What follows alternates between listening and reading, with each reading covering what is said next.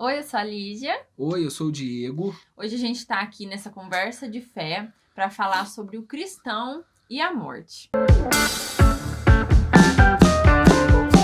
Como que o cristão deve se portar diante desse tema, a Isso. morte? Para isso a gente vai usar o Catecismo da Igreja Católica e a referência do livro Pergunte e Responderemos, de Dom Estevão Bittencourt, um grande teólogo e sei lá o que mais que ele foi da igreja. Teólogo, filósofo, Tudo, né? tudo. Ele era a inteligência em pessoa, Ele uma estudou biblioteca ambulante. parapsicologia e várias coisas, meu herói.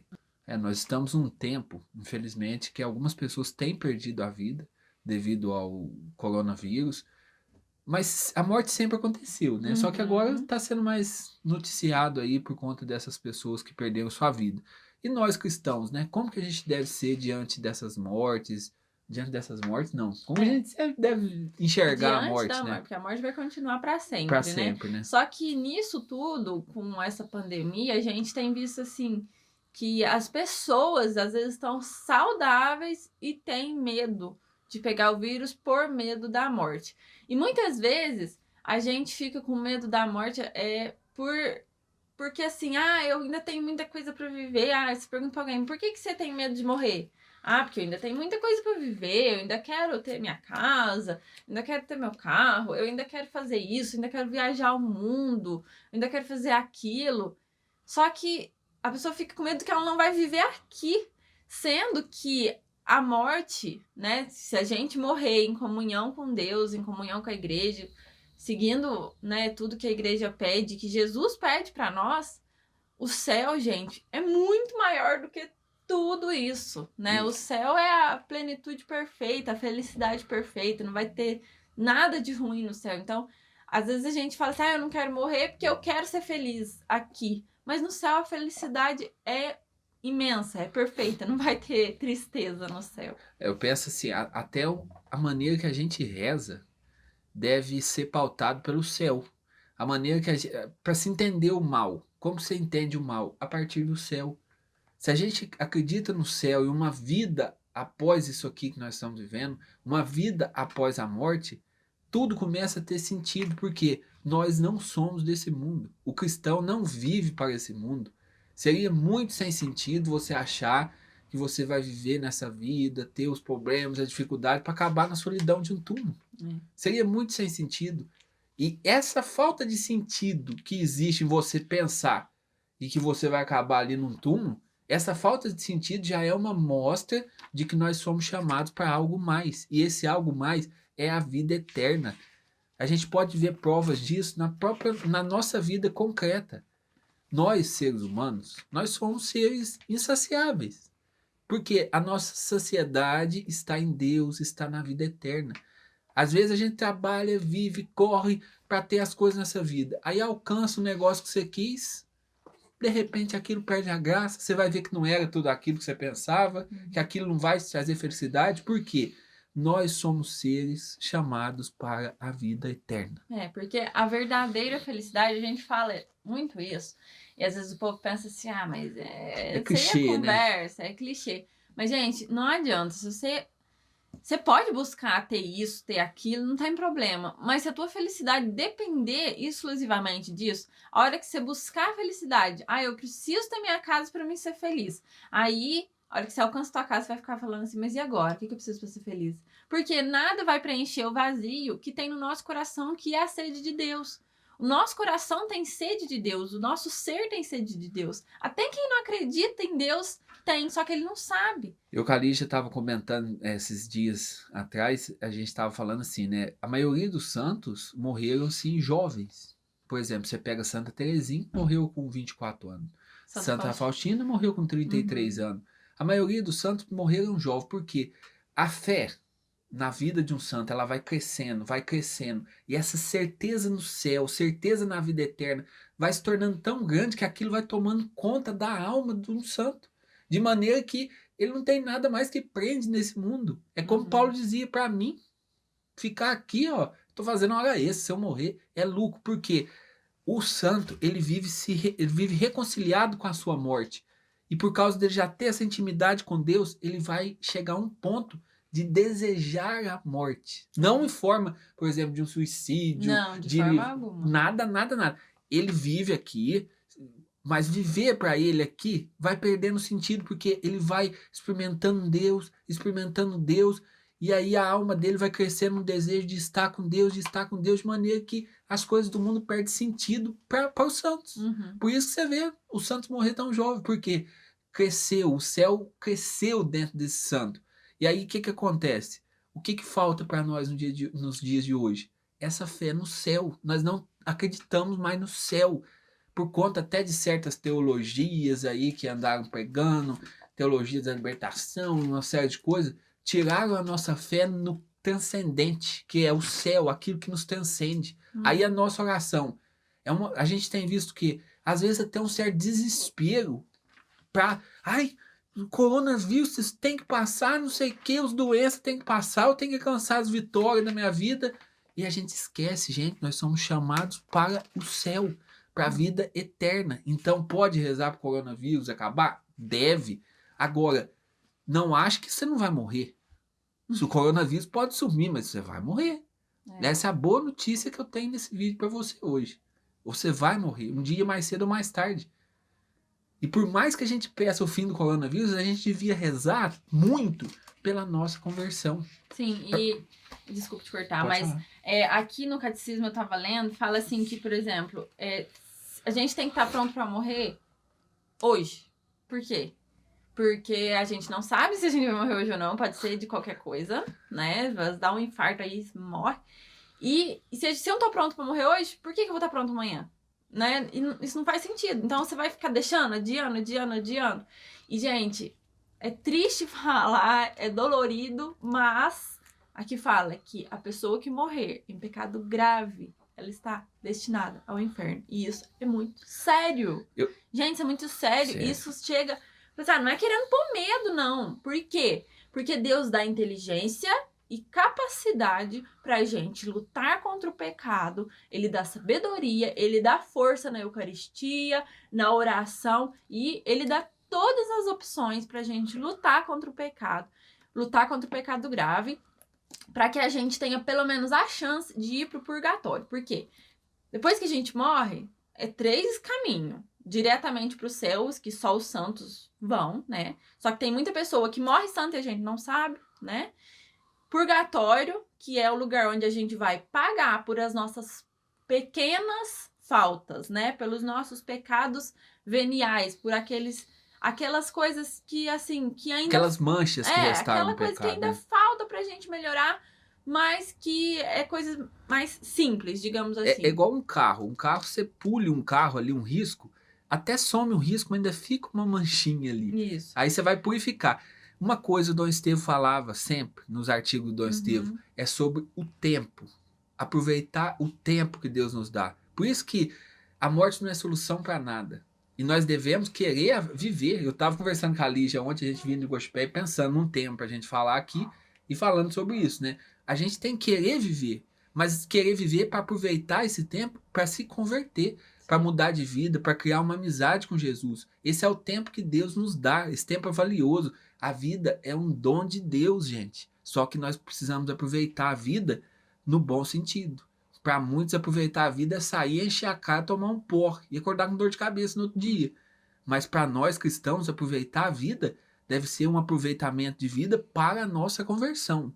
Que não é ser chato, nem viver no mundo aleatório, não. É nesse mundo aqui, é vivendo como a gente vive, mas buscando a santidade. É isso mesmo. E aí, terceiro ponto, né? Igual eu falei, a gente tem 3 caminhos depois da morte.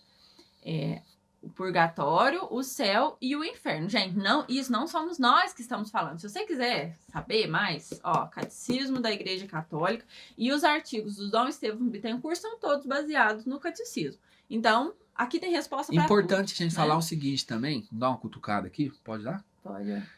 Aqui, gente, ergue aí.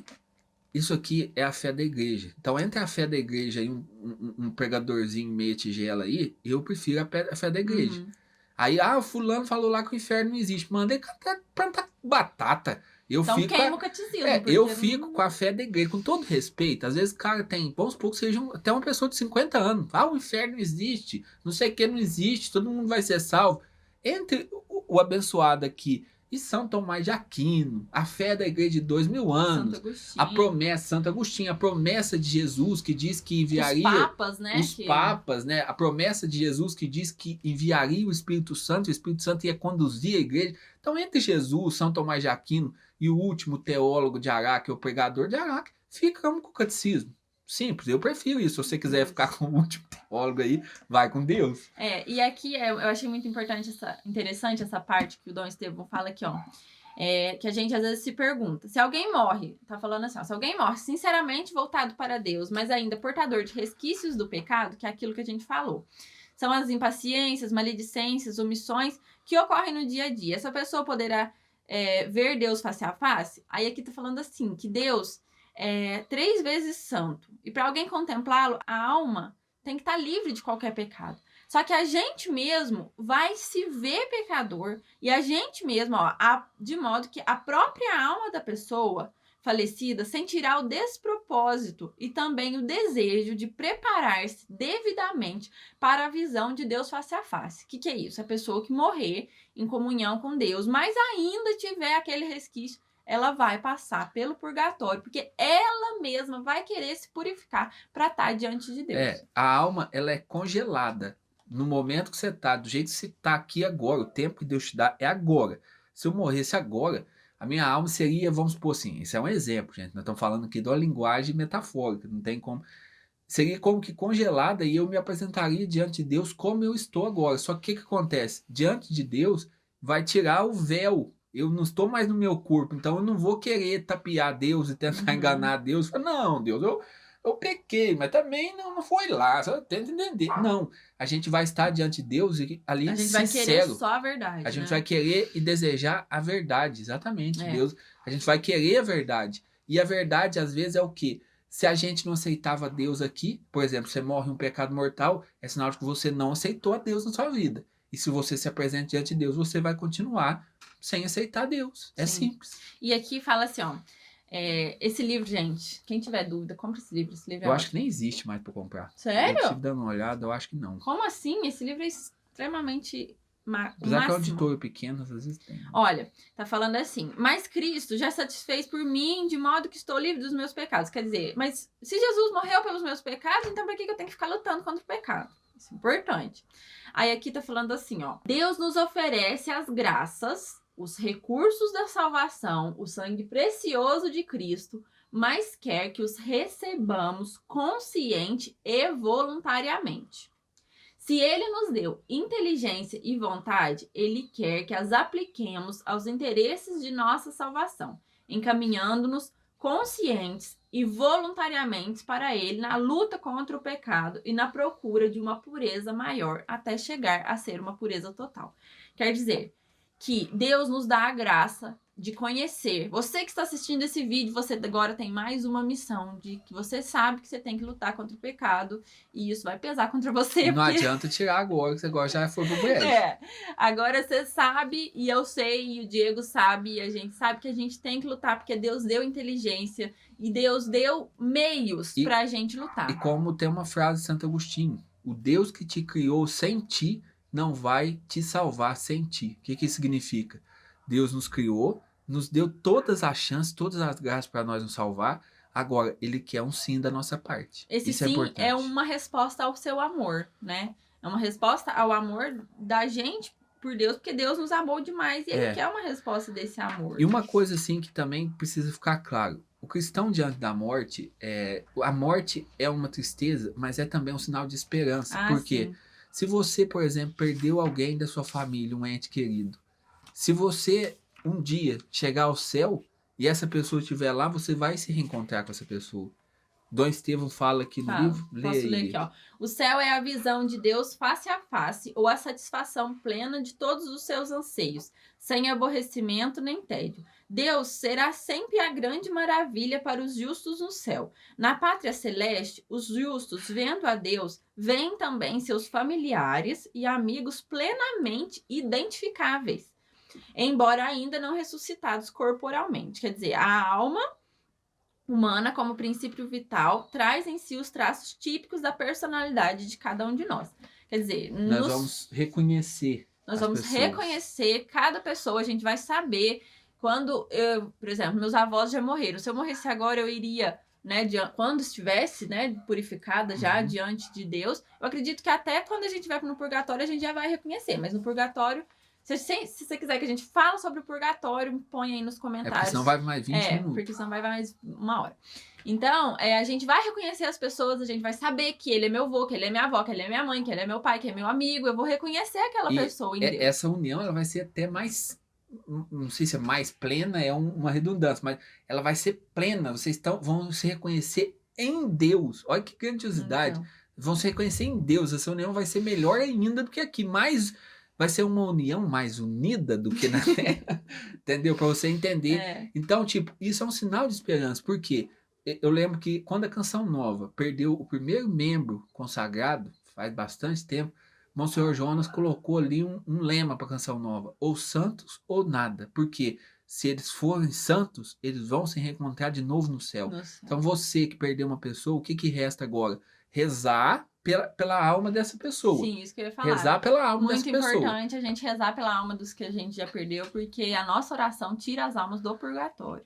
E buscar a santidade. Por quê? Não adianta você rezar para a pessoa sair do purgatório ou você enfiar o pé na jaca. E né? ir pro inferno depois. Ir pro inferno. Né? Então isso é um sinal de esperança. Mesmo a gente é difícil, é duro, a gente sofre, a dor fica, a saudade fica, mas em Cristo nós temos uma esperança. Sim. A esperança da vida eterna, de um dia estar diante daquela pessoa que a gente tanto amou, em Deus. E outra coisa também, tem gente que acha que ficar no céu, você vai ficar lá de braço cruzado, com um tanto de anjo tocando farpa, não é? Harpa. Farpa, não é harpa?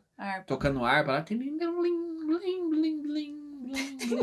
não vai ser assim. O céu é uma coisa, é movimento. O céu é intensidade, é plenitude. Santa Teresinha falava que ela ia trabalhar mais no céu do que aqui pelo resgate das almas. Então o céu não é essa coisa estática e chata, não. Aqui até eu falei pro Diego que eu tenho vontade de conhecer o mundo inteiro, né? As maravilhas do mundo. E aqui tá falando assim, ó.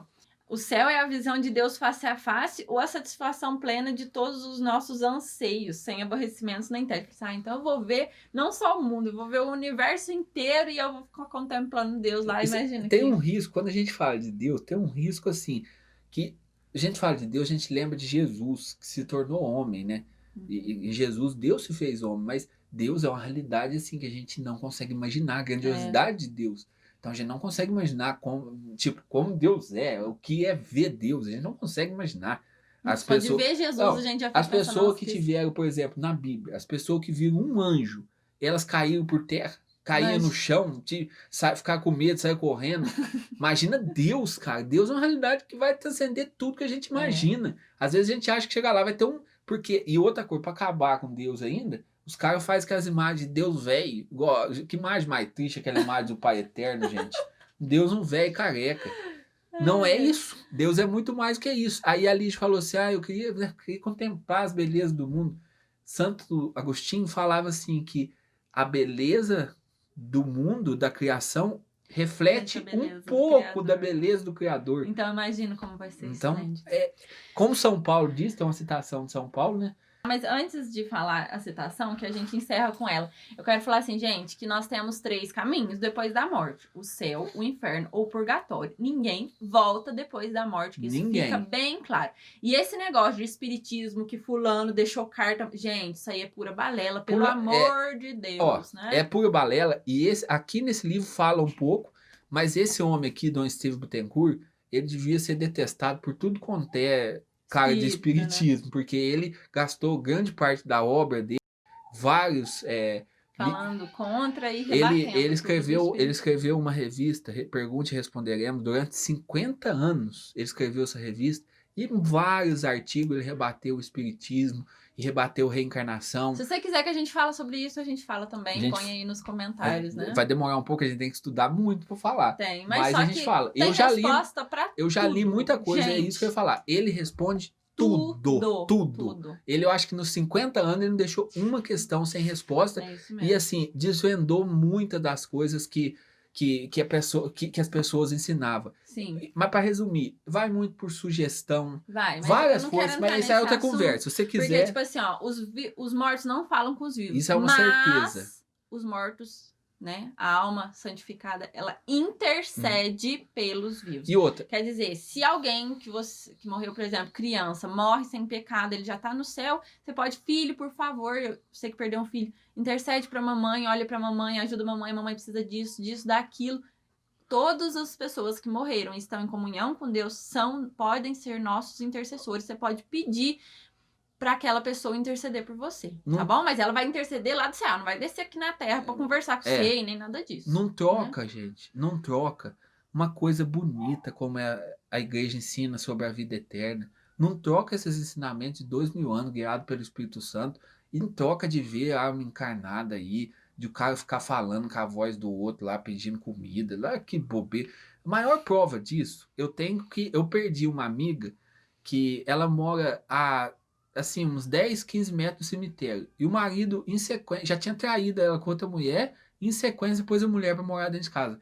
Se voltasse, essa minha amiga era braba demais. Eu tenho certeza, se voltasse, ela ia lá e ia quebrar a casa inteira. E não aconteceu isso. Então não volta, né? Gente, então é isso. Eu vou terminar com essa frase aqui de São Paulo, né? São Paulo. E se ficou alguma dúvida, deixa aí nos comentários, que a gente ou responde nos comentários ou faz outro vídeo para vocês, porque esse assunto ele é muito complexo, mas espero que tenha ficado claro que a gente vai morrer, se Deus quiser, na graça de Deus. Eu pretendo pelo menos ir pro purgatório, porque o céu ainda estou longe, mas pelo menos pro purgatório, quando eu morrer, vocês rezam pra minha alma, pra mim ir pro céu logo. E gostou do vídeo? Compartilha, que você ajuda a gente a ter mais acesso, e a gente tendo mais acesso, mais pessoas têm aqui experiência com o que a igreja ensina. Você é responsável por nos ajudar na missão de evangelizar. Isso aí. Né? Eu vou deixar a frase de São Paulo aqui, ó. O que Deus preparou para os que o amam é algo que os olhos jamais viram, os ouvidos jamais ouviram, nem coração algum jamais pressentiu. Então, quer dizer, vai ser muito, muito melhor do que a gente pode sonhar e imaginar. Nossa, vai ser muito melhor do que qualquer coisa que a gente já viveu nesta terra. Então, busquemos ser santos, busquemos o céu. É difícil? É, mas não é impossível. É possível, e o cristão diante da morte não tem medo, tem esperança. É isso mesmo. Tchau. Tchau.